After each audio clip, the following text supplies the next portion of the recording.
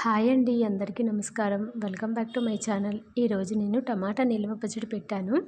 ఈ పచ్చడి కనీసం మనకి 6 నెలల వరకైనా నిల్వ ఉంటుందండి.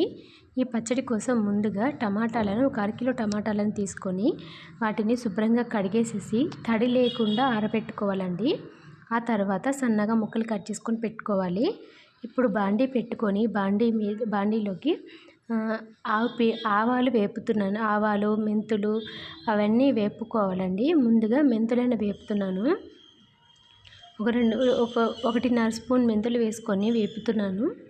ఈ మెంతులు అనేవి మనకి దోరగా ఎర్రగా వచ్చేంత వరకు వేపుకోవాలి. ఇలా వేపుకున్న మెంతులని ఒక ప్లేట్లో తీసి పక్కన పెట్టుకోవాలండి.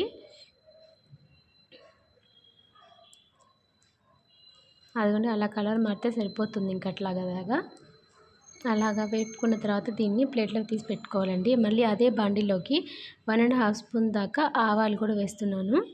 ఆవాలు కూడా వేసి అవి చిటపట అనేంత వరకు వేపి మళ్ళీ దాన్ని కూడా పక్కన ప్లేట్లో పెట్టేశాను.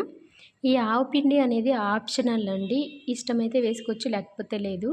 చాలామంది ఆవు పిండి వేయరంటారు కదా, నేనైతే కొంచెం వేసాను. ఆవు పిండి అనేది టేస్ట్ బాగుంటుంది.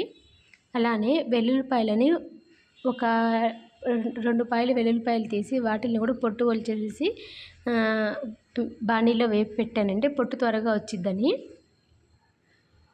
ఆ తర్వాత బాండీలో ఆయిల్ పోసేసి అది శనగ నూనె ఒక 2 స్పూన్లు వేసి టమాటాలని బాగా మగ్గపెట్టాలండి. టమాటాలని బాగా మగ్గపెట్టి ముక్క మెత్తపడేంత వరకు మగ్గపెట్టాలండి. నేను ఈ టమాటా పచ్చడి అంతా కొలత ప్రకారంగా పెట్టుకున్నాను. దీనికి అరకిలో టమాటాలకు కాను ఒక 50 గ్రాములు చింతపండు, ఒక 50 గ్రాముల చింతపండుని తీసుకొని దానిలో పిక్కల తొక్కలన్నీ తీసేసి ఆ చింతపండును కూడా టమాటాల్లో వేసి మగ్గపెట్టానండి. అలానే ఒక 50 గ్రాముల ఉప్పు, ఒక 50 గ్రాముల కారము, మళ్ళీ ఒక 2 స్పూన్ల పసుపు, ఒక 2 స్పూన్లేమో మెంతిపిండి, ఒక 2 స్పూన్ల ఆవు పిండి, మళ్ళీ శనగ నూనె అండి. పోపుకి తగినట్టుగా శనగ నూనె తీసుకున్నాను. వీటికైతే అవే అవసరం పడతాయండి.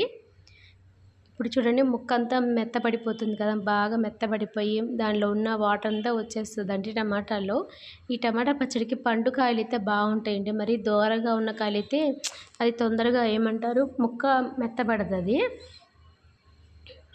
ఇలాగా బాగా నీరంతా వచ్చేసిన తర్వాత బాగా ముక్క మెత్తబడిన తర్వాత స్టవ్ కట్టేసేసి దీన్ని పూర్తిగా చల్లారించుకోవాలి.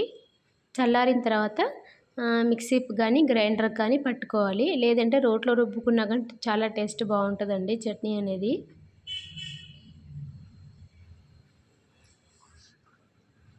ఈ ముక్కలు మెత్తబడే లోపల మిక్సీ పట్టేసుకోవచ్చండి. ఏంటంటే మెంతిపిండి, ఆవపిండి పొడులు గ్రైండర్ చేసుకోవచ్చు. ఇదిగోండి, మెంతిపిండి, ఆవపిండి అవి కూడా గ్రైండర్ చేసేసుకున్నాను. ఆ తర్వాత పచ్చడి కూడా గ్రైండర్ చేసేసుకొని దానిలోకి సమానంగా అన్నీ మెంతిపిండి, ఆవపిండి, వెల్లుల్లిపాయలు అన్నీ కలిపేసేసుకుంటున్నాను. ఇలా కలిపి పెట్టుకున్నవి అన్నిటినీ ఒకసారి మొత్తం కలిపి పెట్టేసుకొని టేస్ట్ చూడండి. ఉప్పు కారం తగ్గితే కనుక ఇప్పుడే కలిపేసుకోండి, లేకపోతే బూజు వచ్చేస్తుంది. ఇంకా కొంచెం చట్నీ తీసుకొని దాన్ని తాలింపు పెట్టుకున్నాను నేను. ఈ పచ్చడి అనేది మనకి 6 నెలలు కానీ లేదంటే సంవత్సరంగా నిల్వ ఉంటుందండి పచ్చడి. ఇది కొంచెం కొంచెం తీసుకొని తాలింపు పెట్టుకోండి ఎప్పుడు కావాలంటే అప్పుడు.